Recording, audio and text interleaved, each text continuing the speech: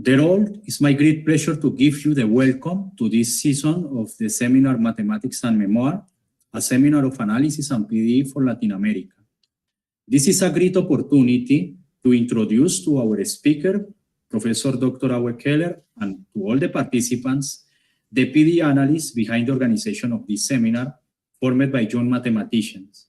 So we have with us today Richard de la Cruz, professor at UPTC, Colombia, Tobias Castro from University of Atlántico, Alex Pico-Amaya from Corporación Universitaria Latinoamericana, and Santiago Correa from University of Antioquia. This seminar is only possible due to the work of these very active young mathematicians. I leave with you with Santiago Correa, who will chair the session of Professor Uwe Kähler. Thank you very much, Duan, for giving me the floor, and thanks to all of you for listening. It's truly an honor to introduce our today's speaker, Professor Uwe Kähler from the University of Aveiro, who currently serves as the president of the International Society for Analysis, its Applications and Computation, ISAC, which is one of the organizations supporting the same.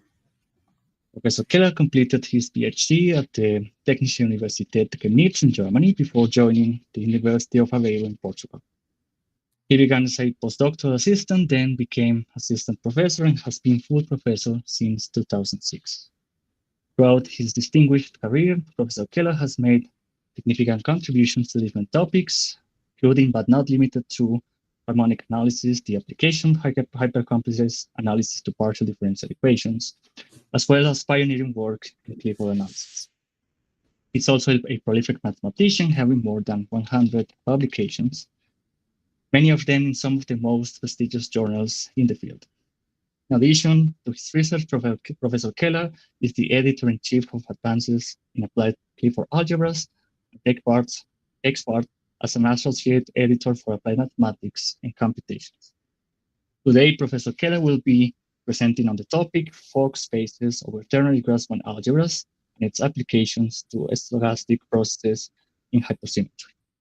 Professor Kähler, on behalf of the organizing committee, thank you very much for accepting our invitation.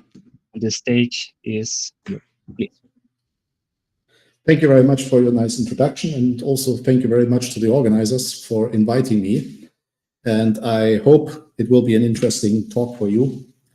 Otherwise, just complain that I'm not good enough in giving a talk online. Or in any case, if there are questions during the talk, just ask questions. Don't wait until the end. It's much better if there are doubts or things, it's much better if I explain it directly than waiting until the end, and then you might not get all the things I would like to say. The title exactly is Fock spaces over ternary Grassmann algebras. I will later on explain what ternary Grassmann algebras is. And these applications to stochastic processes in hypersymmetry. I also will actually say a few words about hypersymmetry later, what it actually really is and where it comes from, but where also the motivation comes. So that's probably a little bit later. But to explain really why we are looking for Fock spaces in this context, I would like to start with a more classic topic, because it's a good idea to have a little bit of background where we want to head later on. And the background is so-called white noise analysis. And white noise analysis basically is based on what you can actually for the moment see here. That's Bochner's theorem. Bochner's theorem basically tells you if you have a function which satisfies that condition, continuous function, which is basically nothing else saying that that function is actually a positive function. So the summation there, if that one's fulfilled for all coefficients and so on, then basically that means the function is positive. That's the definition. Then for that function exists a positive measure, which basically, where the function is basically the Fourier transform of it. That's basically what the whole thing say. So the problem is white noise analysis is actually infinite dimensional analysis. So we need an extension of that part to the case of infinite dimensions. Right now here we are in the still over R or Rn, that would be still the finite dimensional case. So, but there's one problem if you want to extend Bochner's theorem to higher dimensions, and that you can see in the following example, which tells you basically that the theorem cannot hold in an infinite dimensional space. And that's an actually rather simple example. You take the Gaussian here, you just S1 minus S2, you just split it, and then you basically have three terms, two Gaussians in S1 and in S2, and in a product of S1, S2. And that function is obviously positive definite in L2 over R, but you can actually easily prove that there cannot be any P such that that one holds, where you have basically S1 and S2 are actually functions in L2. So basically, there is some nice ways how you can actually just justify it. But for the moment, I would simply rather say, believe me, that's the case. So how we can do that one then in infinite dimensions? Well, for that one, we have, okay, that's basically one argument you can use. You just take an orthonormal basis, and then you basically can immediately see that UN, you don't actually have, P would be a probability measure, which basically means it would be, the integral would be finite dimensional. So you don't want to, that's actually not possible. But that's another thing. What I actually mean is basically what's the extension for higher dimensions, because that's the thing. And there's the so-called Bochner-Milner theorem, also called Samsonov theorem, depending where you're looking for and from which parts. I mean, Milner's was actually a professor in Moscow, Samsonov also Russian mathematician, Bochner of course not. So, and that basically simply says there is a generalization, but the generalization tells you that if you have a Frechet space and F is just a complex valued function, but positive over V, that means basically that I can write the different F of V1 minus V2 as a kernel, and this kernel is positive in V and continuous with respect to the topology. Then there exists a measure on the Borel sets of V prime. In fact, you actually, what we actually look at here, Borel sets, actually the cylinder Borel sets. The proof behind that one, what is actually behind is actually the so-called Kolmogorov extension theorem. So you can actually prove that one. Well, first you take the classic Bochner theorem in Rn.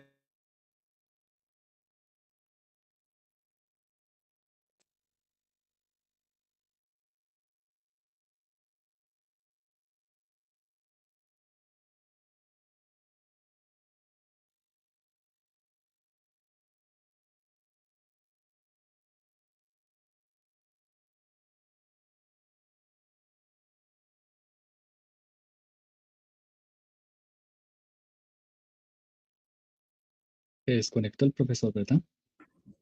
Sí. Yes. He's back.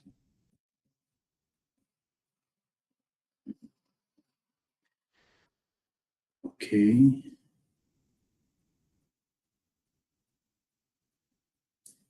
Ok. Santiago, asistamos al profesor.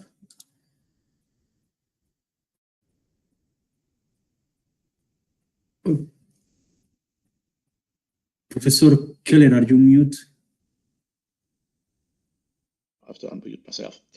So Now it's sorry, looks like basically somehow I was off for a moment, or the network was down, which is rather funny because I'm actually at the university, so it's in Rome, but still. The point of that theorem is exactly that part, that if you think of infinite dimensional, think of X as being basically just a vector x1, x2, infinite, and then you have the projections into each of them. So you can actually consider the whole thing as a co-limit or inductive limit. And the cylinder sets are exactly the ones where you have the projections into the variables, into a finite number of variables. That's basically what is behind that one. So the most important thing of Born-Flamingos is exactly that part, that now V and V prime, you can basically use a Schwarz space. Then you have V as S, and V prime is in S prime, of course. And that basically means that if you have a function over S, then over S prime, you actually have a positive measure. So, and that means I can introduce now the white noise space. By the Born-Flamingos theorem, we can actually simply say that if you take the Gaussian, S now is an element of the Schwarz space. So all the functions which are C infinity and decaying faster than any polynomial. That's that part basically you have there. And for that one, you have a probability measure. And then the white noise space is actually a collection of where you take L2 over S prime, the Schwarz space. P of S prime are actually the cylinder Borel sets over S prime, and P is our probability measure.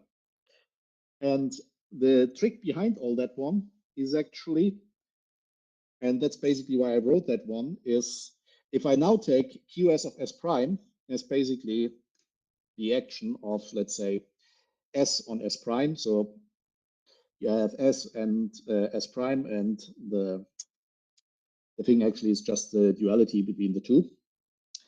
Then S being mapped into QS is actually an isometry between S as a subspace of L2, so Schwarz space as a subspace of L2, into my white noise space. And in fact, that isometry I can extend to all of L2 over R. And that basically means that I can actually look at these linear functionals, and I can consider, instead of L2 over R, when I want to work, I can actually consider basically this white noise space. In particular, if we take some specific functions, like for S, we take basic characteristic function between 0 and t, which actually corresponds to the Brownian motion. Then we can even calculate that one. That's basically just the minimum of S and t. So it's rather straightforward. And you can also basically calculate then the expectation value and all that thing. But the main problem really right now you have to understand is basically that you actually can make an isometry or a mapping between L2 over R and the white noise space. And you will later on see that the white noise space actually has a lot more structure, which we can use for our studies. Now, one particularly thing is, if you look over L2 over R, is that you actually have basically a basis there, which are Hermite functions, and which are Hermite functions or Hermite polynomials if you take the Gaussian out. So, and that's the same thing you can also do in the white noise space, of course. You can use basically an orthogonal basis based on Hermite functions. So the basis H alpha here is actually the product of Hermite functions. Alpha here is basically just my index. So H alpha depends basically on an infinite number of variables, x1, x2, x2, etc. And then alpha basically is exactly that one. So you have H alpha 1 is the Hermite function with respect to x1, then H alpha 2 with x2, and so on. So, and to have a basis, it means that only a finite number of this infinite vector of alpha, but only a finite number is different of 0. Now, if you calculate the norm, that's basically straightforward. It's just alpha factorial. And in this space, I can introduce a special product called the big product. And the Wick product is actually defined exactly below on the basis that I take the Wick product between H alpha and H beta is nothing else. The product will be H alpha plus beta. So why we actually define that one so special? Well, think on that part. If you have basically a function f with coefficients, so given in H alpha, f alpha, and a function g with coefficients in g beta, then the Wick product actually on the indices of the coefficients is nothing else than the convolution over the alphas. And that's an idea which I actually would like that you all keep in mind here, because that is actually a very important idea behind, that you actually simply at the same time think about the functions, but also in the expansion of the Hermite functions, you also can look at the f alphas as basically a kind of discrete functions over the alphas, so a sequence there. And that's important because that's basically the whole idea behind. If you understand that part, then it's perfect. The only thing one has to keep in mind here with the f alphas is we have two infinite indices going. One thing is alpha 1, alpha 2, etc. goes until infinite, is basically an infinite vector for each, even if for each particular case, it's just only a finite ones of the alpha i's are different of 0. But on the other hand, we also have that alpha 1, for instance, can go from 0 to infinity, of course, because basically we have a product here of the basis is basically a product of Hermite functions. So you have basically 2 times infinity when you have here. One is in the vector and one is in the alpha. And that's important later on to understand when we actually talk about convergence, in which direction we are actually looking. Do we look in the terms of alpha I going to infinity, or if you look of each alpha I individually going to infinity? So that's the thing. Now, if that one happens, then I can now actually simply look directly and simply say, okay, for the white noise space, the expansion is basically like I wrote it here. The summation of alpha, H alpha, F alpha. That's basically an element of the white noise space. If you prefer, you can also basically just consider it just as basically the F alphas, the sequence of the F alphas. And with our previous norm, etc., it means that any sequence, you can have any coefficient sequence you have. The only thing which means is basically that the alpha squared, alpha factorial, the summation, that one has to be finite. Or more things, the F alpha squareds basically have to go faster down than alpha factorial. So for that one, we can now use the Wick product, but there's a couple of problems there, which is basically, first of all, if you use it directly, there's no guarantee. Let me go backwards one slide. If you look down here at the Wick product, there's no guarantee that the product will still be satisfying our condition here. So, which means basically, it's not clear if it is actually an element of the Wick product. In fact, you can calculate examples where this is not the case. So basically, if we take just the white noise space, the Wick product is not closed in that space. It's not closed on, or the space is not closed on the Wick product. And that has another thing. Basically, since we have a series here, we can simply ask, okay, is there an inverse?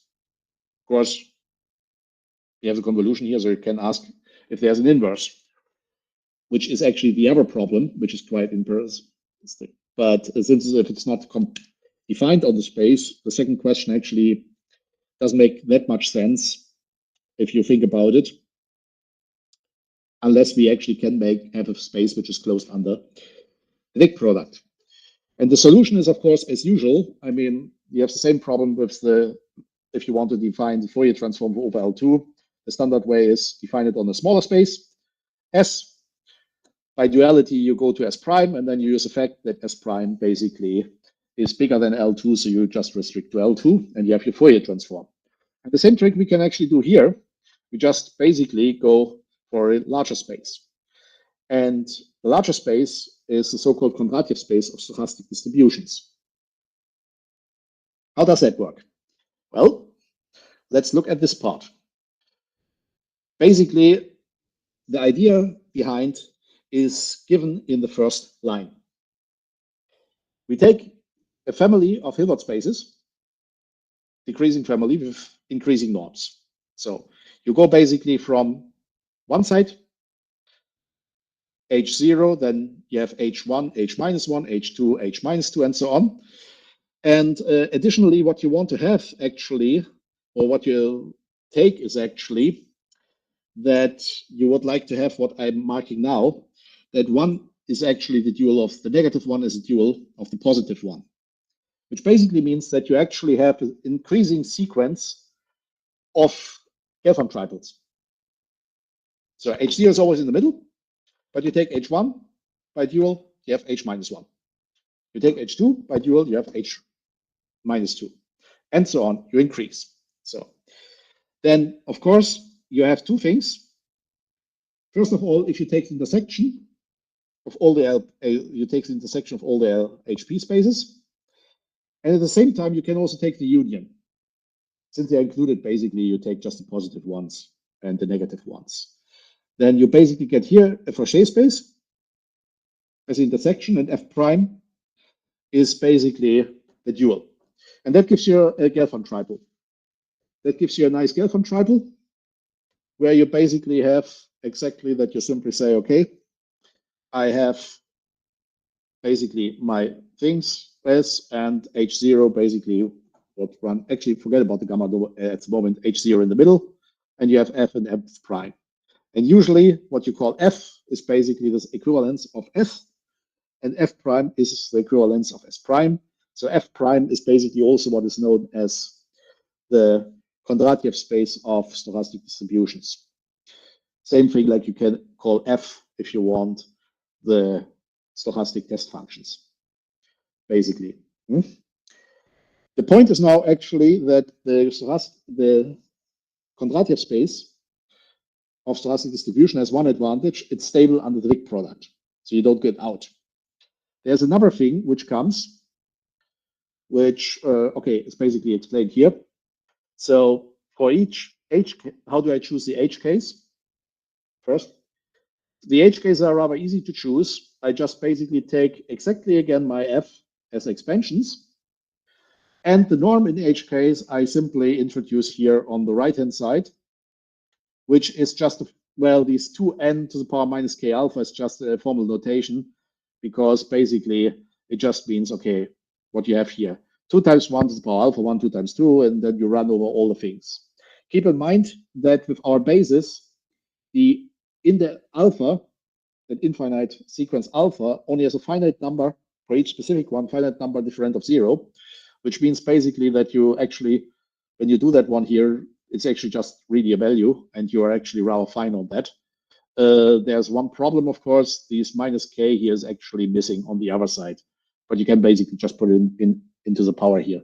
So actually, what I wrote down here, forget about the minus k alpha, it's basically just this, and then you would have to put it to the power minus k, and that basically is how you weight your coefficients C alpha. So, and the Kondratiev space, of course, as I said, is a union of all those. It's basically what we had before. It's stable under the product, and it has another important thing, and that's basically what I wrote in the last line. Because if you take the multiplication operator, so I take basically any function u, and I take the multiplication with respect to the Wick product. So h is mapped, u is mapped into hu. So h is basically which fixes my my multiplication operator. Then that's always a bounded map from any hk into hk itself. And that's a very important thing here, because it really means that we can use multiplication operators. Because if you think about it in harmonic analysis or generally, when you think about it, what you would like to have is actually always that the multiplication operator ideally is a bounded operator. That's why we also will end up later on with the Fock space, because in complex analysis, if you ask yourself, what's the space where the multiplication operator is actually a bounded operator, you end up with the Fock space. So, and that's basically, that's quite an important thing. And analogously, actually, if you make harmonic analysis or Fourier transforms, you actually have the same thing you would like to have. So, and that's basically here what we are like to take. Now, there is a very important tool in that part.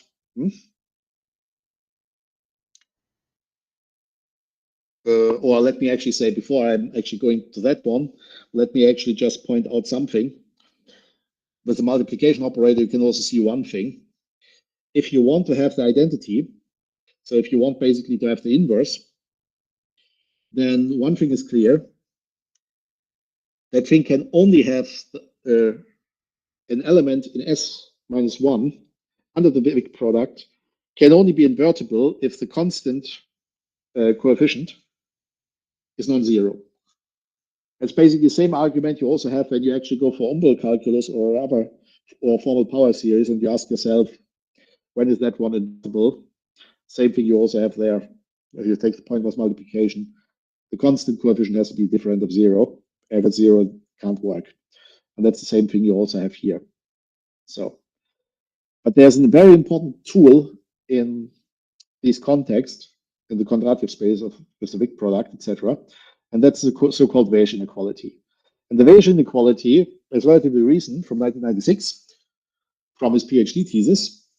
And that basically is very important in the sense that if you take the Wick product between H and U, and you ask what's the norm in any of these spaces HK, then you can always bound them by basically HL and UK. Norm in HL and norm in UK. And that's basically one of the important things you have here. In principle, if you look at it, K larger, the most important thing is that you basically can see it also as a thing where you want to have, for instance, in P, then you can also use P and Q if you want. But the only thing you want to have is that H here has to be lower. So basically K has to be larger than H plus 1. That's the important thing here. So you actually basically are in a higher space. HK is in a higher space than the other one. And if you think about it, with the inclusions means basically that's included in the other ones. So then, of course, again, as we said, the multiplication operator is bounded. And the main problem is, and that we will actually afterwards point out, is this Weier's inequality makes actually sure that you can work with it, because when you want to study it, you need estimates, and that's the estimate which gives you the part, especially the constant AK minus L, you can actually calculate basically explicitly as it's given here. So, and the point is, it's not the only structure which has that. Basically, later on, you can use Avogadro triples. And Avogadro triples means basically you can use other spaces on that part. And that leads rise to what I will afterwards probably explain a little bit, are the so-called strong algebras or strong topological algebras introduced by Alpay and Salomon in 2011. Basically, behind that one is a thing that if you look at this part, which we also later on will, if you think about it, everything here depends on the coefficients. The only important thing is H alphas, okay, that's the basis in that space, etc. So there are big polynomials, but we could actually use other bases in other spaces. The important thing is basically C alpha. The Wick inner product is actually a convolution in terms of the coefficients. You can write it down. So you can actually consider the whole thing as a sequence space with a product on it. And then you can also write down the Weier's inequality purely in terms of the coefficients. And that means you can actually use it in other contexts, not just in the context of here of the white noise space. So, and then there is an important tool which makes it actually in practice quite working, and that's basically the whole idea behind the white noise space back to HIDA, the 80s, which is a so-called Hermite transform. If you look at it, actually, you probably all know that transform, because there's another transform which is quite well known, which is a Bachmann transform. And if you look at the finite dimensional case, just one dimensional, think of that part, you just have Z1. Everything else is gone. Then H alpha would be just the classic Habit functions are mapped into Z1. And H alpha would be just Z to the power alpha. Now, if you modify it slightly and actually put there Z to the power alpha divided by square root of alpha factorial, then it's exactly what the Bachmann transform does. It maps a function on L2 over R into a function in Z, actually in an entire function on the whole complex plane, such that we know that it can have at most exponential growth. And that's basically the thing, that you have L2 over R and the Bachmann transform maps it into the Fock space. And the same thing we have here with the Habit transform. We basically map H alpha to Z to the power alpha.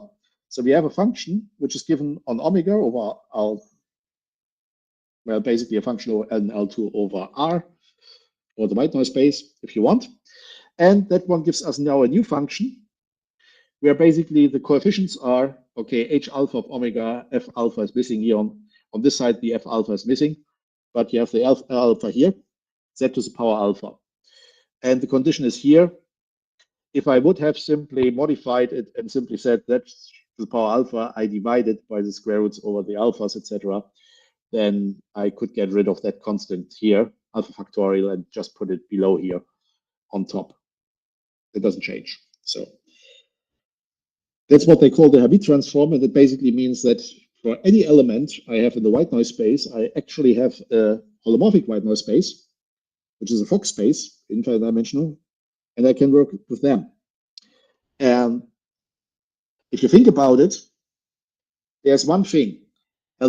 If you just think about in the classic case, just to give you an idea why actually that one is so important, take just L2 over R, just one dimensional. Forget about infinite dimensional.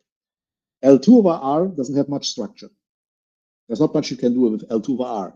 But if you map it with the Bachmann transform to the Fock space, the Fock space actually has a lot of structures. For instance, if I ask you, sample me an L2 function, you will all simply wonder, what does he even mean? Does it even make sense, what he's saying? What means sampling an L2 function? If you look in the Fock space, and I ask you, okay, sample me a holomorphic function, you will all start thinking and simply saying, okay, that's a problem of interpolation and sampling there. Quite well, classic problem, quite well known. For instance, holomorphic functions, if I get it in an infinite number of points with one accumulation point, then the holomorphic function needs to be unique. So normally it means basically we can't sample that one in practice like that. So usually what one has is a lattice. But that's the same in similar problem where we simply look at it and simply saying, okay, we have a lattice of points in the Fock space. So, and how dense has to be the lattice so that I can get my function uniquely. All these things make quite a lot of sense in the Fock space because basically what you have is tools from classic complex analysis, but they're not so easy to discuss with L2 over R, or for that matter, with another probability. And that's basically what is behind all that one, that problems regarding randomness are transformed into problems in the function theory, in this scale context with an infinite number of variables. So problems like stochastic process and so on, we will see that one, are basically sent into problems of holomorphic functions in an infinite number of variables, which is quite a nice trick. So let me just give you an example how that one basically works. For that one, let me first make a summary. So we have here this sequence of spaces, of Hilbert spaces, one included in the other. And well, backwards. The norms if f is given like this, then the norm is basically given by this. That's exactly what we had before, and the things. And of course, we have a Gelfand triple. In the middle sits the white noise space. The intersection of all is basically S1, and the intersection is S-1, so that are the stochastic test functions and stochastic distributions. So we have exactly like in the classic case, our nice setting with these intersections. So, and now if I want to actually look at a stochastic process, I could write it down in a series form. Series form basically is I have my stochastic xm t omega summation integral from 0 t. Here I have my translation operator or multiplication operator, h k alpha, the stochastic Hermite functions. So basically everything here is given in that form. And only the hk, h epsilons in the end, basically, this is basically just individual running over all of them. So you have h1, h2, h alpha 1, h alpha 2, h alpha 3 only here. And if I want to do now, basically just look at the hm derivative, so basically what is written below, then I can, for instance, one of the things I can immediately say that it actually belongs to that, has to belong to that space, where n depends on the grow of m. So m is basically my multiplication operator here, hm. Keep in mind, tm is basically just m big product hk here. So that's my multiplication operator. So, and these are kind of things I can take a look at. And then I can simply introduce the so-called big integral. So where I basically have my function, which is a stochastic distribution, and I have my process, and I can define that integral in that case. And I can even actually simply say that integral exists. And it is continuous in the strong topology of the set, well, in my space of stochastic distributions. And additionally, I can also write down the Ito formula for that one. The Ito formula is basically quite well known if you are into stochastic processes or generally into stochastics, etc. Basically, it's a kind of Taylor expansion if you want. And you just look at, you have the first order term and then the second order term still appearing. You can see it basically as a first order Taylor formula, or if you want, also as what you get when you actually just, well, when you actually have the product formula for the derivative in the stochastic process. So here, and here basically R is basically, since everything is depending on this multiplication operator, it's basically Tm applied to the characteristic function here. And whenever you see in the process a characteristic function of interval 0t, usually it makes immediately click and one can simply say, okay, that's Brownian motion, where everything works usually quite nice. It's also the reason why usually most of the persons like Brownian motion, because that makes things easy and one can nicely work with it. For more general functions, might be difficult to trouble with that. So that's a kind of summary so that we are actually all on the same page. It basically means that we can study these problems just by looking actually at the so-called strong algebras. So algebras where you have basically your elements are sequences. F alpha, basically all the elements are sequences, and then you basically have sequences over them. With a Bayesian inequality, that's important. The Hermite transform basically gives you a connection between the white noise space and a generalized Fock space, sometimes also holomorphic Fock space or holomorphic bosonic space or holomorphic white noise space, depending where persons like it or have it. HK here, and that's the problem. That space, this general Fock space, can actually be identified as a small L2 space over n natural numbers with 0. and complex. Well, all the entries are complex. There's only one thing one has to be careful, and that's basically the thing that you have. The alphas are basically, as I said before, since you have sequences, each alpha is alpha 1, alpha 2, etc. You actually have two directions of convergence, or two directions where you go to infinity. One thing is from alpha 1, alpha 2, alpha things, so that the alpha i's are going to infinity with respect to the I. The other thing is that alpha I itself is going to infinity. So alpha 1, for instance, can go to infinity, alpha 2 can go to infinity, alpha 3 can go to infinity. So basically what you have is, you can consider it as a giant matrix.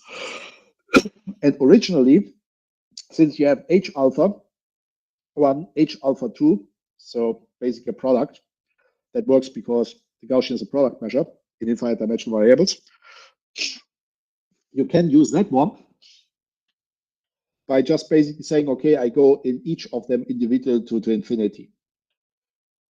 But then you can simply say, wait a minute, if I really can have convergence, I can simply try to switch it over and just simply take it in a different direction, where I take first the constants, which corresponds to alpha to 0. Then I take the space where I take basically each alpha, only where one of the alphas is 1. So then, alpha 2, for example, could be 1, alpha 3 could be 1, and all the rest is 0. So all these sequences. Then I can go for the second order ones, where I have either 1, 1 or 2, 0 in the sequences, and so on. And that gives you a decomposition, which I wrote down here below, where again, each of these HKs here has a double thing. First of all, the whole decomposition is also known as chaos-Ito decomposition or Ito decomposition. And the most important thing is, for each one of them here, these HKs, they are reproducing kernel Hilbert spaces. I mean, we are now, if you're basically in the Fock space, basically you have the exponential of ZW bar in the classic Fock space. That's a reproducing kernel. So it's a reproducing kernel Hilbert space. And each of the HKs, you can basically take the reproducing kernel e to the power ZJWJ. So, and then you basically have here, the first one is basically, you take the direct sum of all of them. So I have a space which has, for instance, e to the power Z1 W1 bar. Then the next space I'm adding is with the reproducing kernel e to the power Z2 W2. The next one I add is with the reproducing kernel e to the power Z3 W3. And then the next one is with 2. So e to the power Z1 W1 plus Z2 W2. So the product of them together. So this one's basically has the product of 2.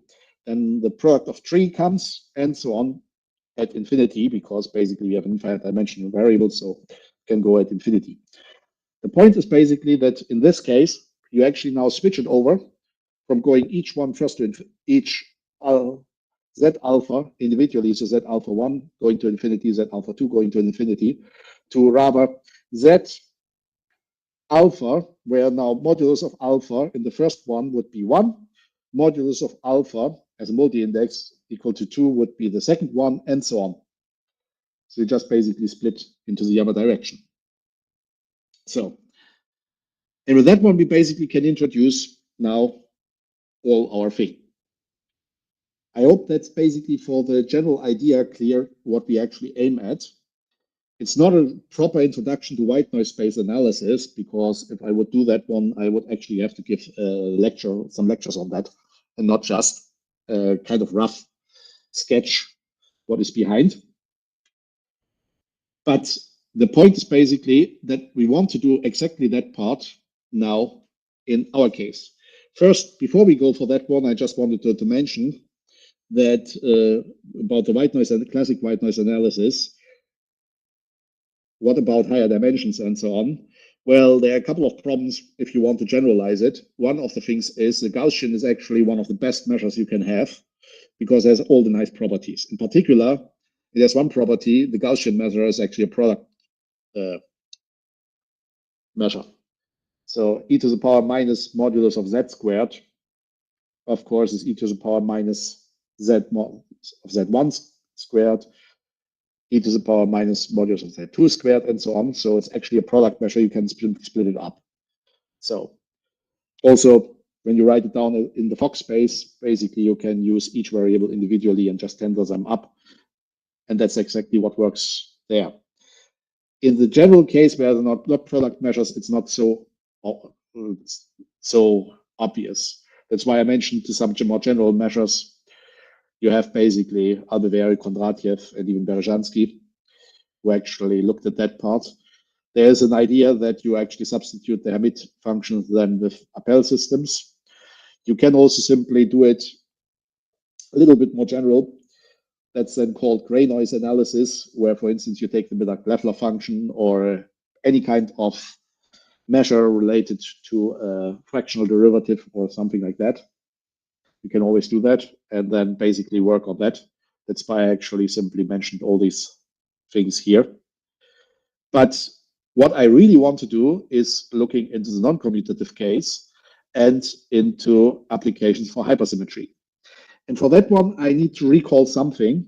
I don't know how much you are actually used to, let me say, particle physics.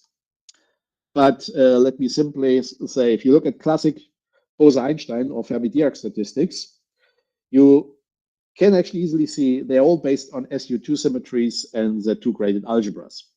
For instance, if you write me down the Dirac equation for a fermion, which is basically the summation EJ's partial derivative plus M in J, then the EJ's, your basis elements, will need to be anti-commuting. So EJ, EI, EJ is the same as minus EJ, EI if I is different of J. And that's basically typically an SU2 symmetry. It also means that if you actually write it down as an algebra, it's Z2 graded. If you want to have classic Z2 graded algebras, one of them is, for instance, the quaternions. They're well known, but also Clifford algebras and so on. They are basically Z2 graded because basically you jump from EI, just one element, to EI, EJ, two elements, and so on. And if you square up, they are basically EI squared can be basically 1, -1, or 0. That usually gives you the Z2 grading. If you want a little bit more general grading, then basically you need something about the cube or things like this.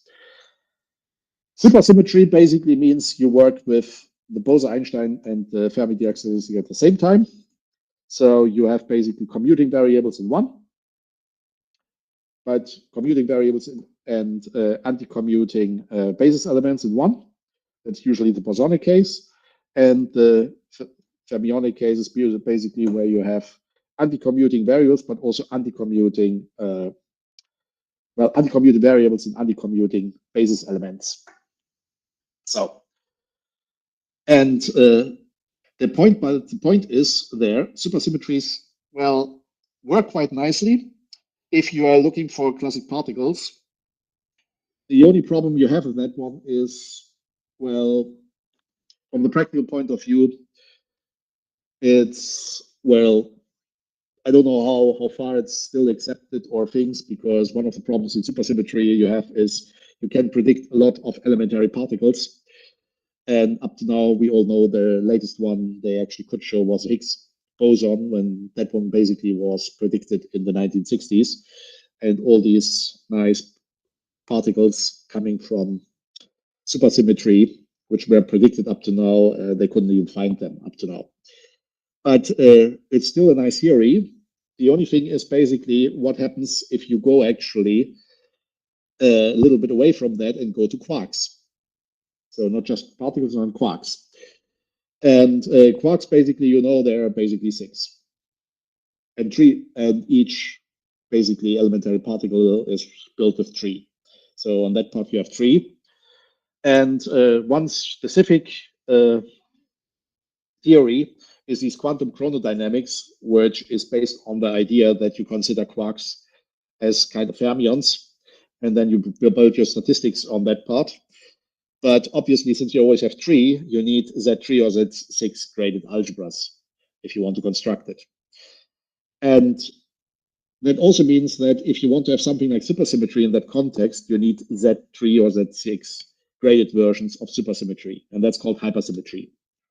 So I'm not going directly into hypersymmetry, but what actually the idea behind is simply that, okay, if I want to have a topological hypersymmetry, I need something like the classic Ito-Malyarin stochastic calculus or stochastic processes in that context. So what's the integral and so on. And one of the things which I really actually want to do, and that's where I want to take you, is to look what is this white noise analysis in this context, which I mentioned before. So how we can do that one, how we can use it afterwards to define the Ito integral and so on. That's basically the idea. The first thing we need for that one is, can we get actually a Z3 graded algebraic structure? And for that one, I put here the definition of a ternary Grassmann algebra.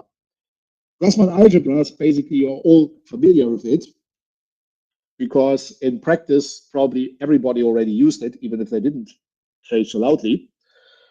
The classic Grassmann algebra is basically saying that the deadline here is actually the classic case just EI/EJ equals minus EJ/EI.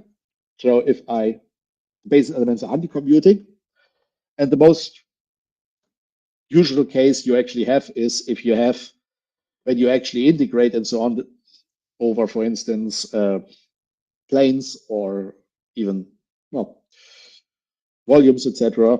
When you have dx1 wedge dx2 wedge dx3, then you know if you switch 2 of them with the exterior product, then it's just anti-commuting. So dx1 wedge dx2 is the same as dx2 wedge dx1. The same thing you also know in that context is if I would give you dx1 wedge dx1, then of course that's 0. So, which basically means if you work with differentials and do all that jazz in integration in Rn, for instance, etc., if you look back to that one, the differentials are forming a classic Grassmann algebra. So, but here, as I said before, we want to have something better. So, something which is not related to the classic algebra, Grassmann algebra only, because they're 2 graded, but we want to have something which is Zn graded. And for that one, we actually take exactly our basis elements, E1 to ED, D is the dimension, and we introduce actually a product in it.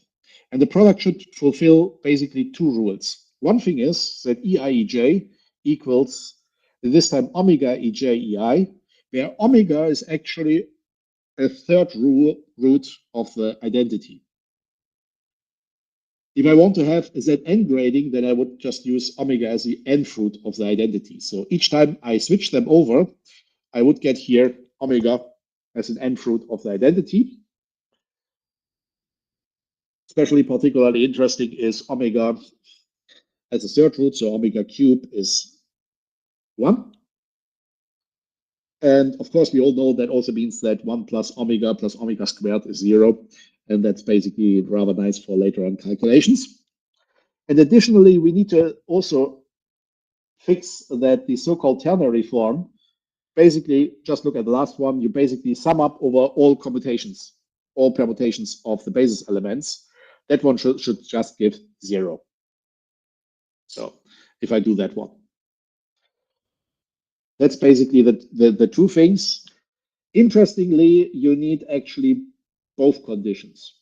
In the classic case of the 2 grading, one of them is enough because one implies the other. But in this context, it's not anymore the case, so you need actually impose both conditions to be on the safe side. So, and then you basically can construct with that one your algebra from that. Basically, you simply say, okay, now we have the 3 algebras, so E1, E2 is a new element, E1, 2. So you have basically scalars, vectors. Vectors are in the span here. Bivectors, which are just products of 2 trivectors, which are with 3, and so on. If you want to have a more geometric talking about that one, then you can also simply consider basically vectors as points, well, or lines actually. Products of two vectors are oriented planes. A triple product E1, EJ, EI, EJ, EK would be basically then a volume, and so on. That's if I want to think a little bit more in a geometric way.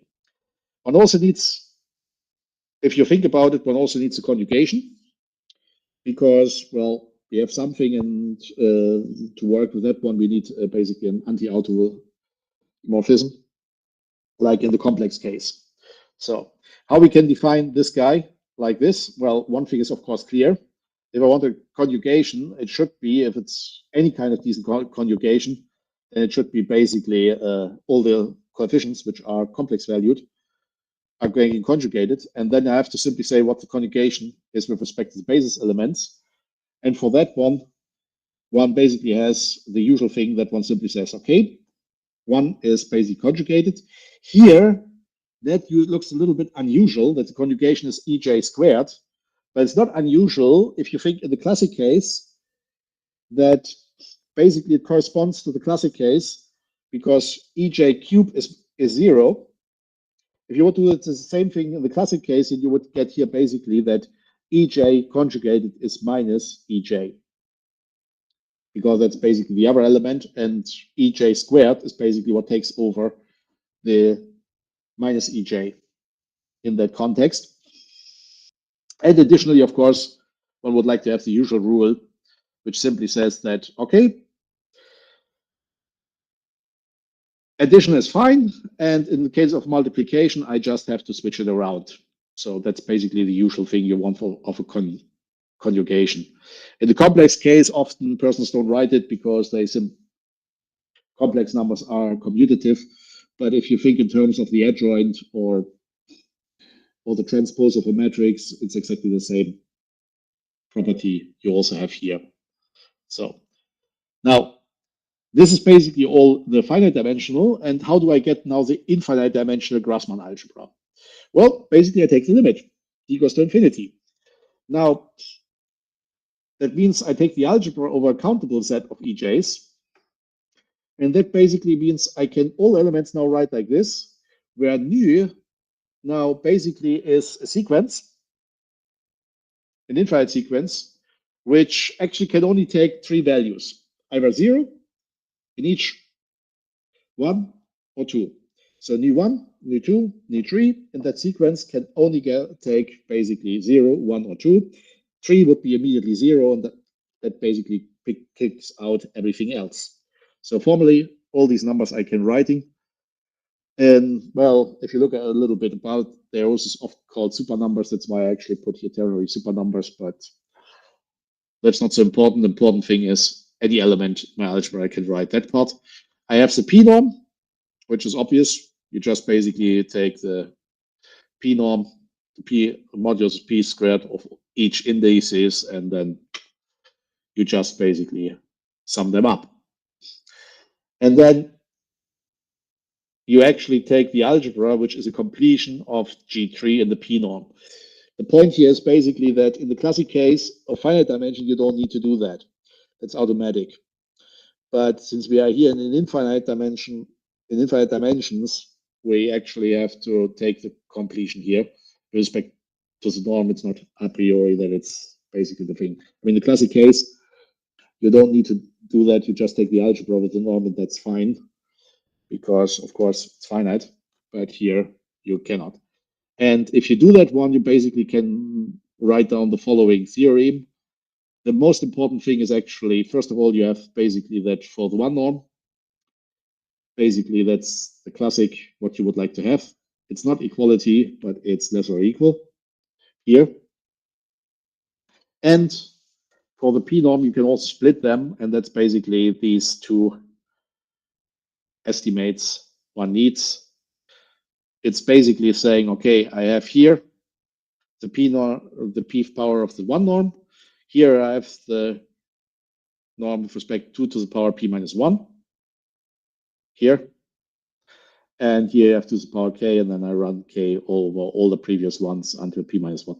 Actually, yes, basically, you can simply take this one. It's actually inside here, but one can also leave it outside there. This is basically the thing one has.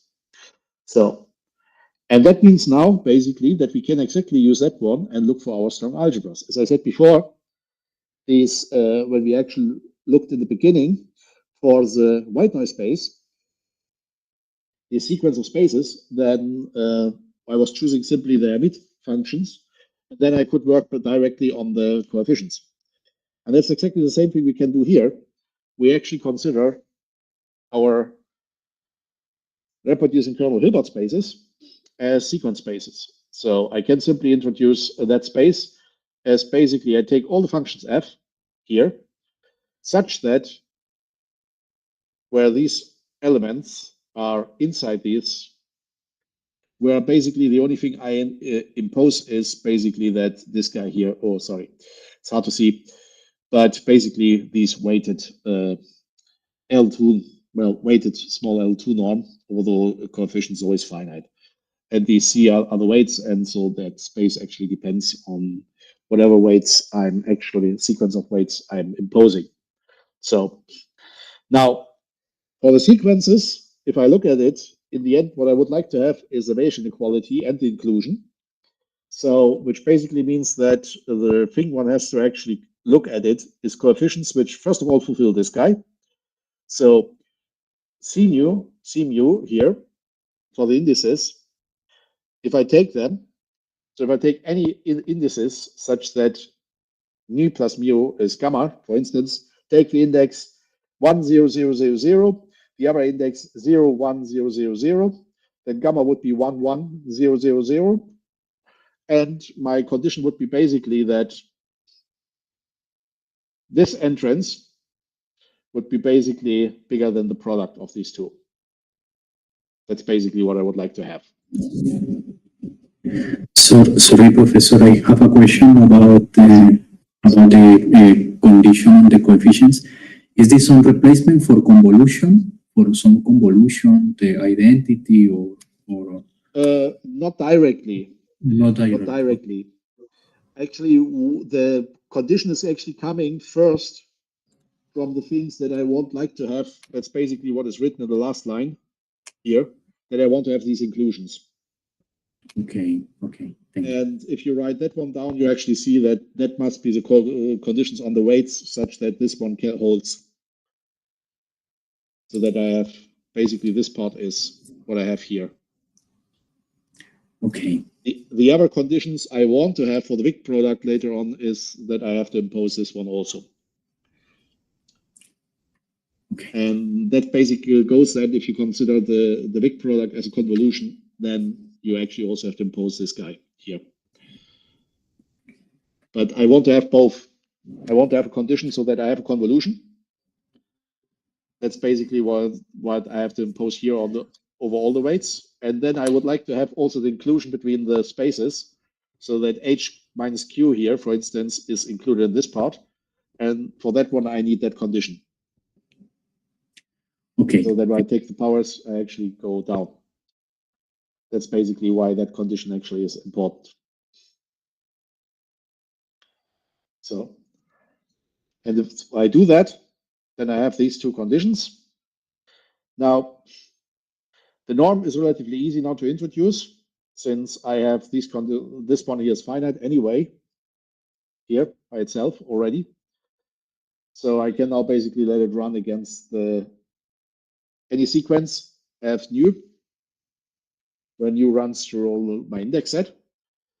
And I basically, with that norm, can basically now consider these spaces. And then by the previous one, I have that I have these inclusions. So I have a sequence of basically Hilbert spaces. I mean, the inner product is basically just given, since we have the square here, you can just write it down, f nu, g nu, and with the weights. And then again, like in the classic case, like I can use the intersection and the union.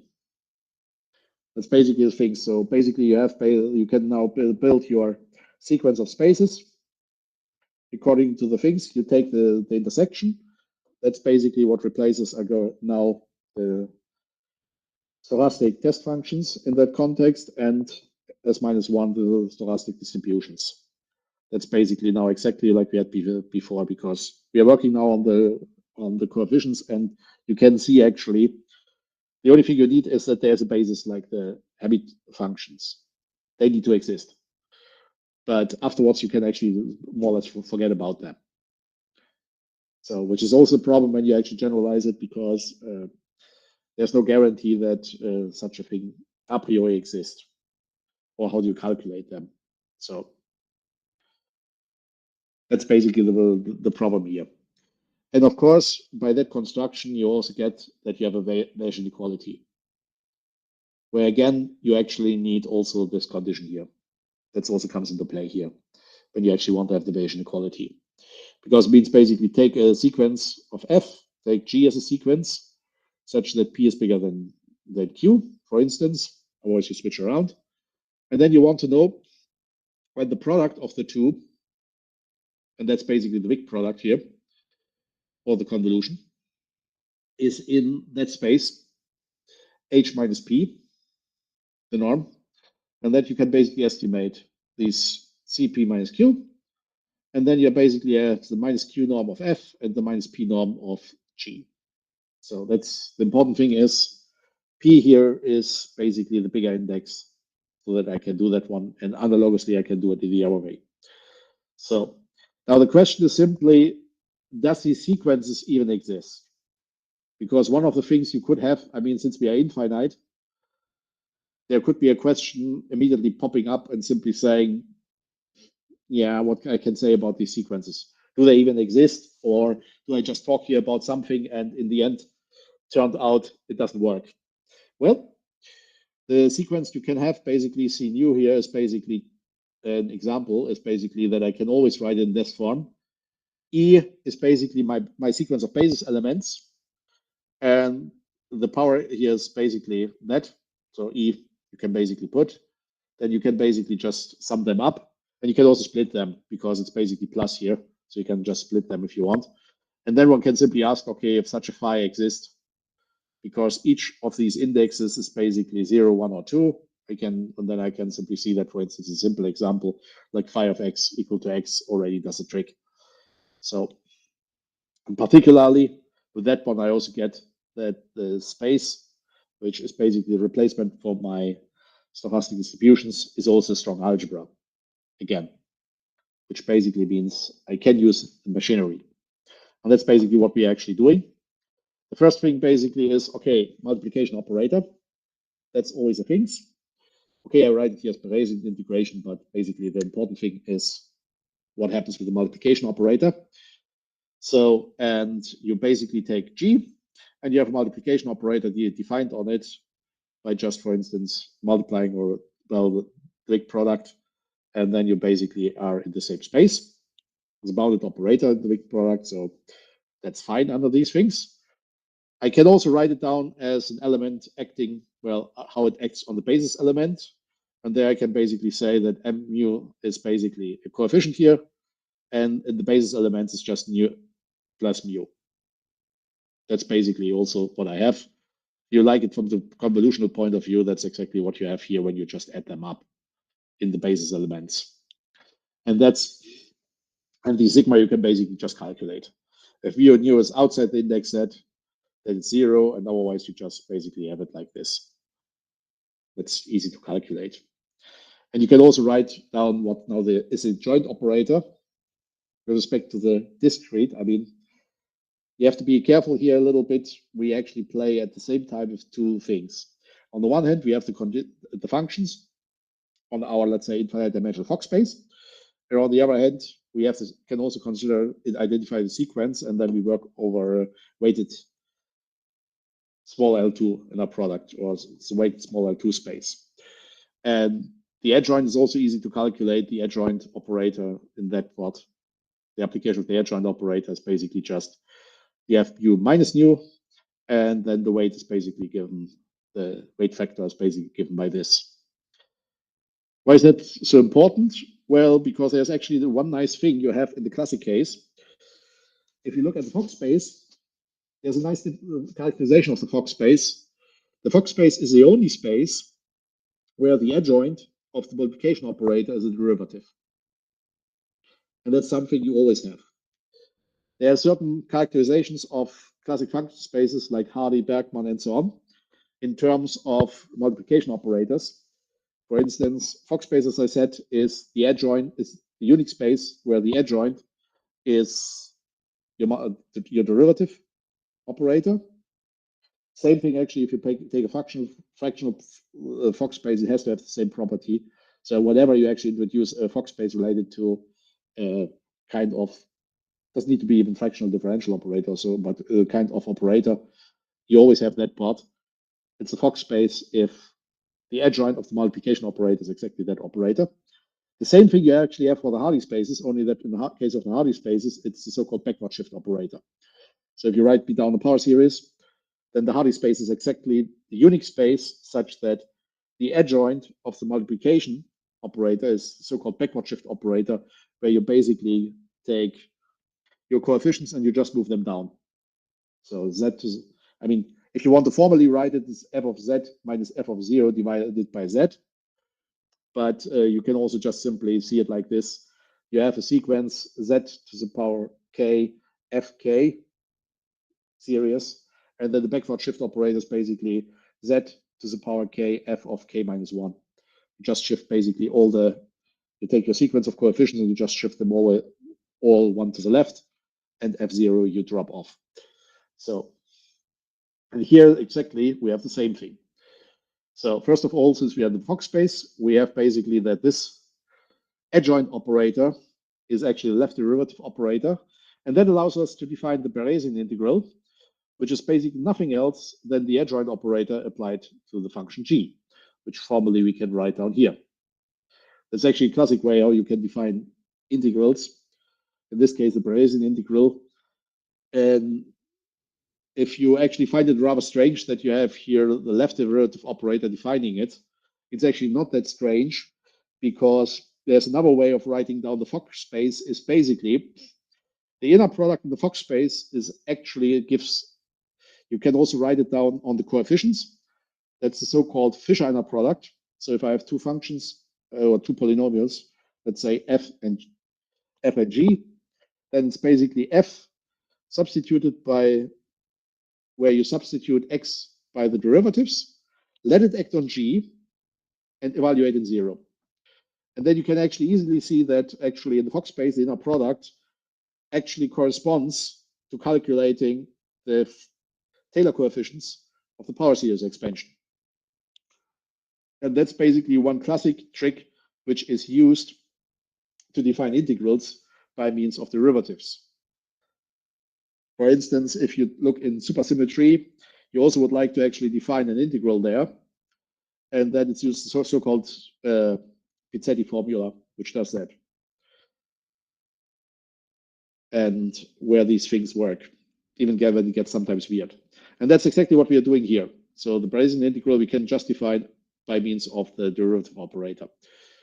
G is basically given like this. There's a, of course, distribution here, or basically in that case. So I mean, even if you don't think about distributions, think about coefficients or sequences. And then you basically have the thing here. And additionally, one can also simply say, okay, if G is given by this, so as an, actually the expansion is missing here, but consider this as Einstein notation.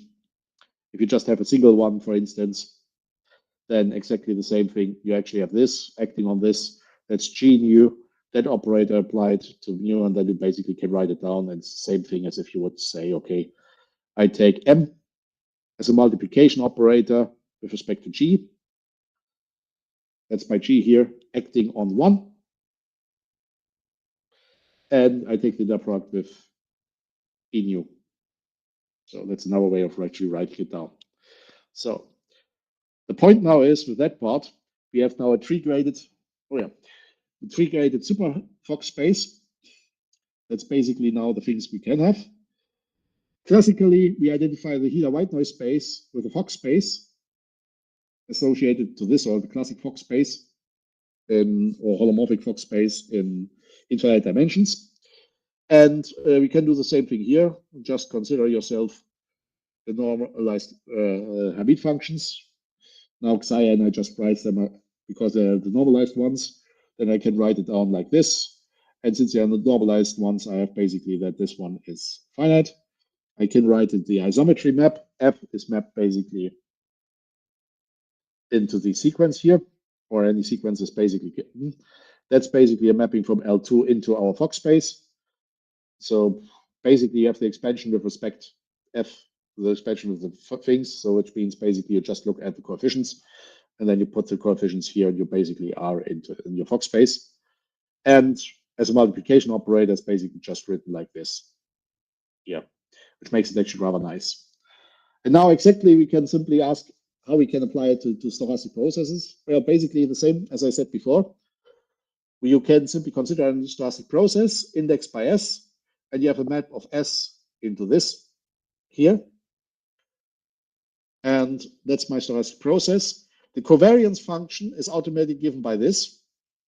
Of course, it's a covariant function also means basically it's reproducing kernel. And that's basically given by that part here. And in the classic setting, the only problem is in the classic setting, you have to be careful. I mean, the right-hand side is easy. The left-hand side, you have to be a little bit careful because it's actually the trace in the C-star algebra when you take the creation operators. So in the classic setting. Here's basically just the multiplication operators. In the classic setting would be just since you have creation and annihilation operators, you just take the creation operators and then you take the trace. So, but the point is basically that creation operators are kind of multiplication operators. Think of that part. If you think of the creation operators, basically just if you have a power series, and you can think of a creation operator as basically multiplying with that. In the case of the Fock space and so on, basically everything moves one up. It creates, while the derivative basically is annihilating, destroying. And now I can basically define SM just by saying, okay, I have my operator or my operator acting on F, given basically just by taking the multiplication operator and letting it act on the transform of F, L2, which I have. So the domain of S of that is basically just given here. That's straightforward. The action of F on the characteristic function is just given by this. This gives me my Fm. And here my process is basically just given X as M acting on 1 as basically the usual covariance function which I wrote above. So, and that basically makes my life rather easy. As an example, I mean, okay, that's a kind of standard example. You basically just take k of x and t as a reproducing kernel. You take basically this divided by u squared. That's a kind of very standard example you actually use for these kind of things. And the condition basically on the measure is only that it should be satisfying that condition here. So whatever measure you use, it should satisfy this part. Then, of course, I can immediately write down a new kernel basically by just having m of mu dmu here. And for instance, if I impose that mu of u has this kind of behavior inside and outside the unit circle, then I get that my operator acting on 1 or my stochastic process, so like the Brownian motion, etc., is differentiable in S-1 with a continuous derivative. So that's the thing. And let me finish actually with a theorem, which looks a little bit more full, but it's basically adding up everything we are saying. I have a function which maps S into Fs, which is basically valued in our generalized Clifford algebra, generalized quaternary Glassman algebra, or the closure of that part, such that the derivative S mapped into its derivative, whatever that is continuous from the interval 0, 1 into the space of stochastic distributions. And S to epsilon S is a continuous functions from 0, 1 into my stochastic distribution. Then I know that there is a P such that that function, where I map t into y of t, f prime of t, so basically f prime of t is basically given y of t, is continuous in one of these spaces. So there is a space where that one is continuous exactly in that space, and the corresponding integral converges in the topology of s minus 1. So, but that basically means exactly that you can restrict it to one of these Hilbert spaces, which is a kind of projection result. So, but that's basically the theorem I would like to give in the end, so that you actually have the whole machinery here. There's much more one can simply say, but I don't want to overdo it. It's also a little bit hard to follow all that one online, etc. And certainly, if I would actually have to space white noise analysis, really, it would be actually a course on that part. So thank you very much for your attention, and I hope it was interesting for you. So please, any questions you have, ask them. Thank you very much, Professor Kähler, for this nice talk. And yeah, I just want to ask our audience, are there questions? Does anyone have any questions about anything? ¿Alguien tiene alguna pregunta para el profesor Kähler? I mean, sorry a little bit about that. I was just basically explaining only and not writing some things, because I can only say it, but it's easier to visualize if one writes it, but I couldn't do that right now, so sorry for that.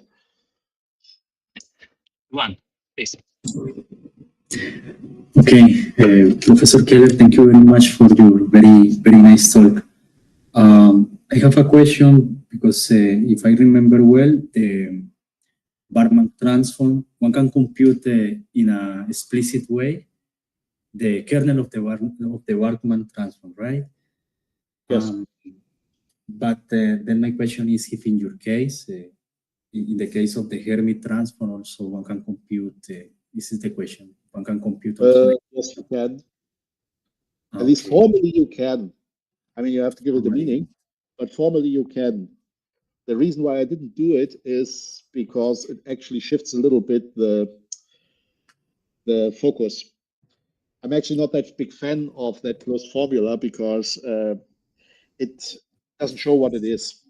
The problem with the Barkman transform, if you actually take the closed kernel, is you don't actually see what really is happening, which is basically that each Hermite Hermite function is mapped into exactly one polynomial over.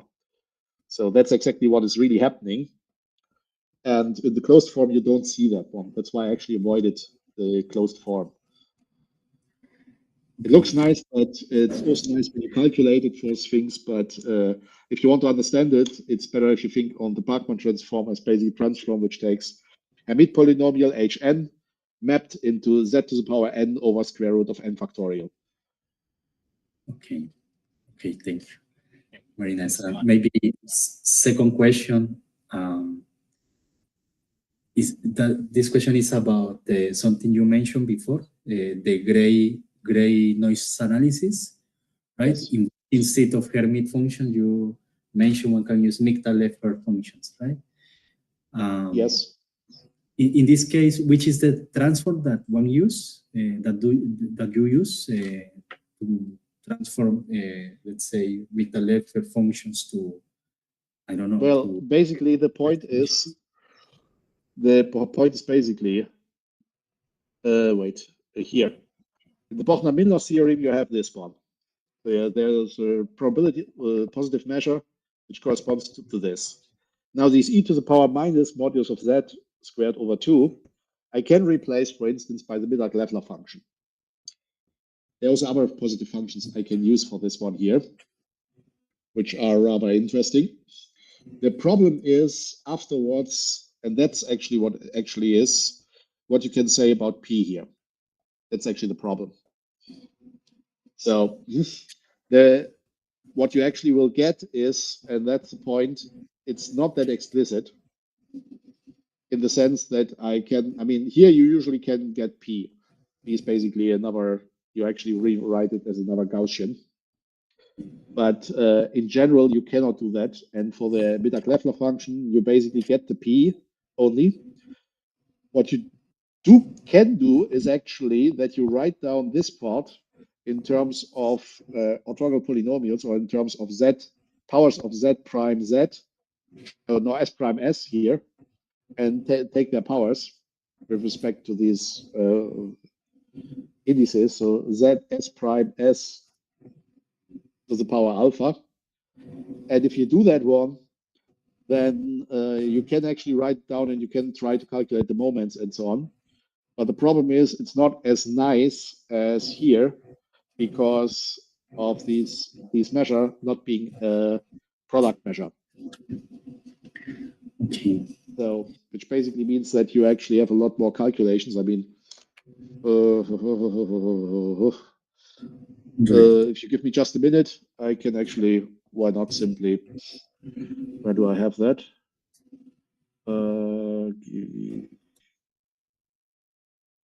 No, wait. Give me just 1 minute. I think I have it here.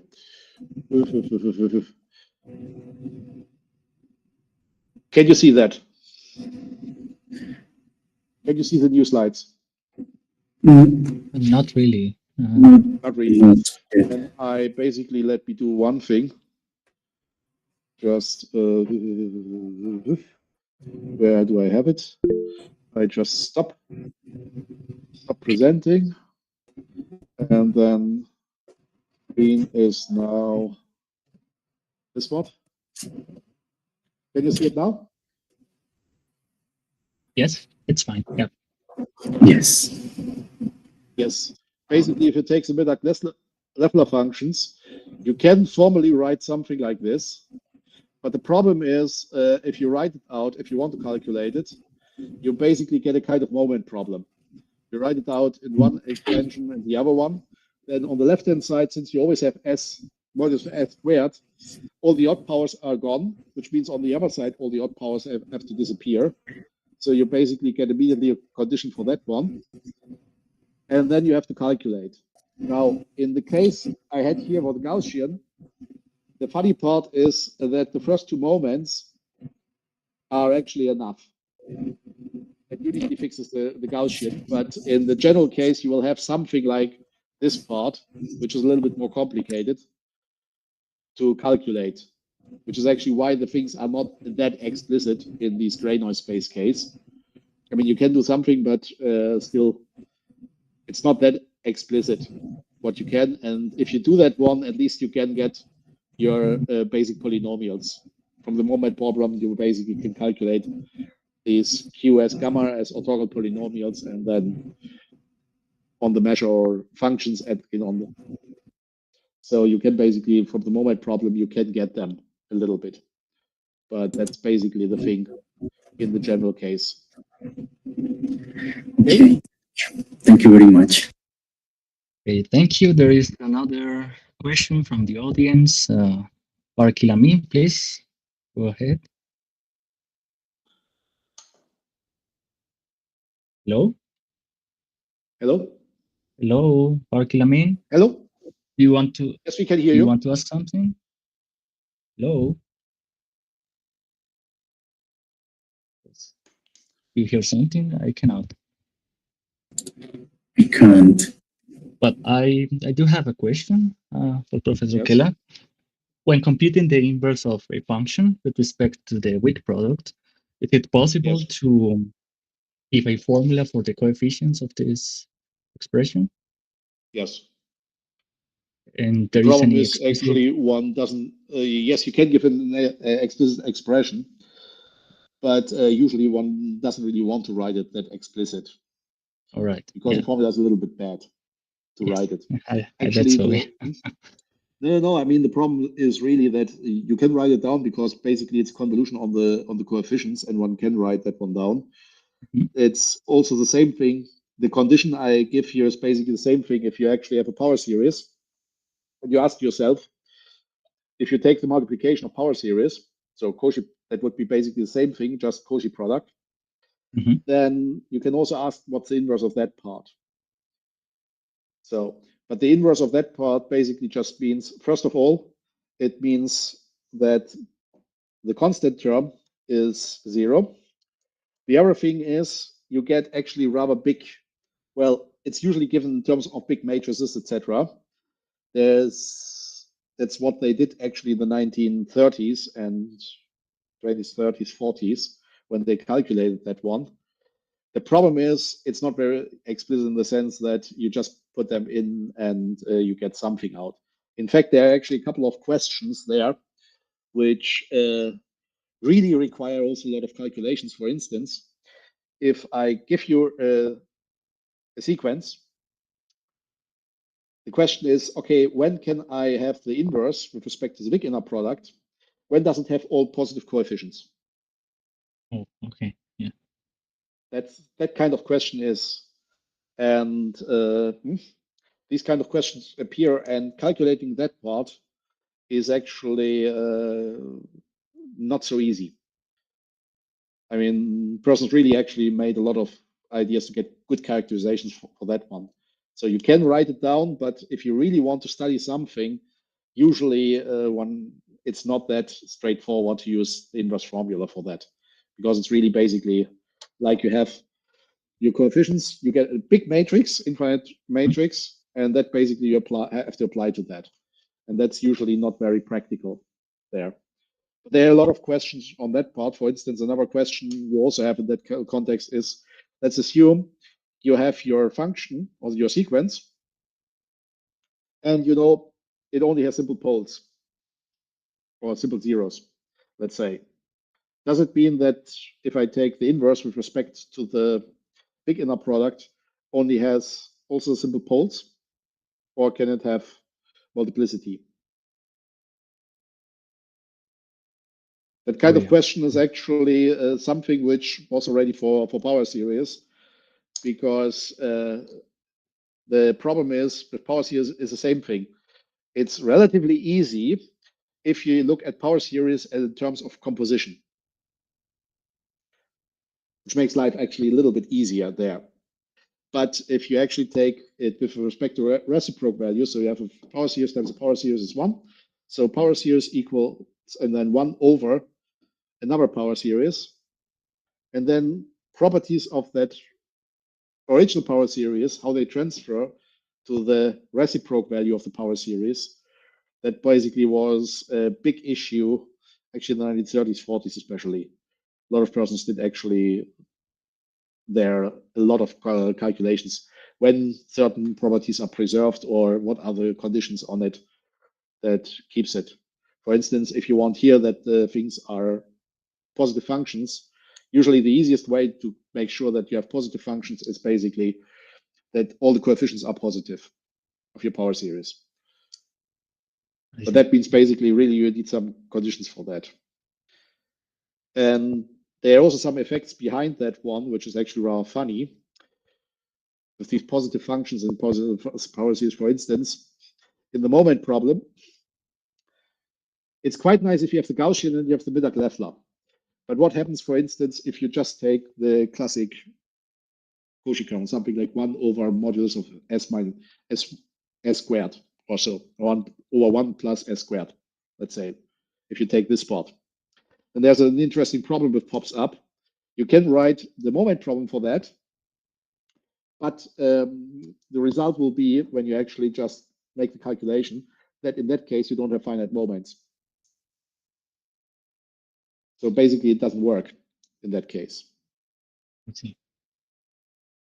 Which is also something, I mean, if you have as a reproducing kernel, for instance, the single kernel or the Cauchy kernel, one of the problems you have for that one is the moment problem is not finite. So you have to find something else as a tool there. All right. Yeah. But thank you. Yeah. Thank you very much for your answer. We have perhaps time for a last question. Maybe Bark Lamin, you wanted to say something?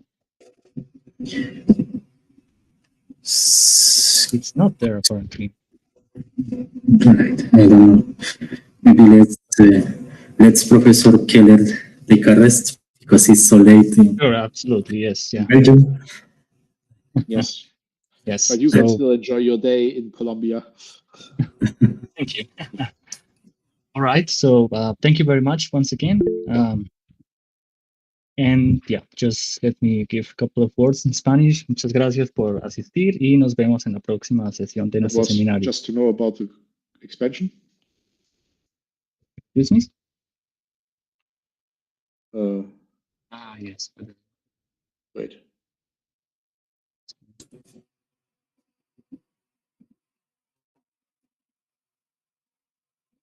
Okay. Sorry. Santiago. There was somebody wanted to still know something about the expansion.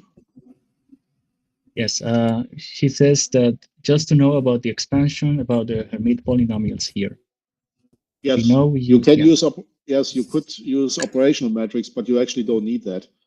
Actually, there's a much easier way. Let me actually where I have to wait. Blah blah blah blah blah. No, it's a little bit slower. Actually, you can do something much easier than that. You can use the so-called, let me actually look where Gelfand. Ah, yeah. You can actually just use the Gelfand-Leontief operator. You don't need an operational matrix for that. And the Gelfand-Leontief operator is actually rather easy. It's basically you take a function such that with respect to the derivative, the function has a power series expansion and it's the eigenfunction of that operator. So for instance, if you take here the Caputo or Riemann-Liouville, then you basically get the here phi of z would be basically Bidak-Leffler and so on, and then you define the derivatives just by that. Phi case here are the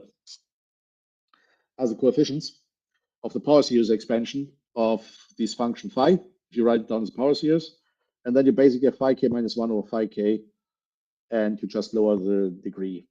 So in the classic case, the phi case here would be basically just n factorial. So n minus 1 factorial or no, 1 over n factorial. Then you basically have exactly this part, 1 over n minus 1 factorial, 1 over k factorial, and then you have just exactly your k. But the easiest way is that one. You don't need to go actually to much more machinery than such a trick. But you can also use the operational metrics, only just more things. And no, you don't have to think about it. You can think also in terms of infinitesimal generators, but you don't have to. So if you don't want to make your life easy, you can just think really in terms of just series expansions, in terms of bases like the Hermite functions also. That's the only thing we really need here. Because the rest you basically work on top of, you try to work on top of the coefficients, and then you basically are not really that strict.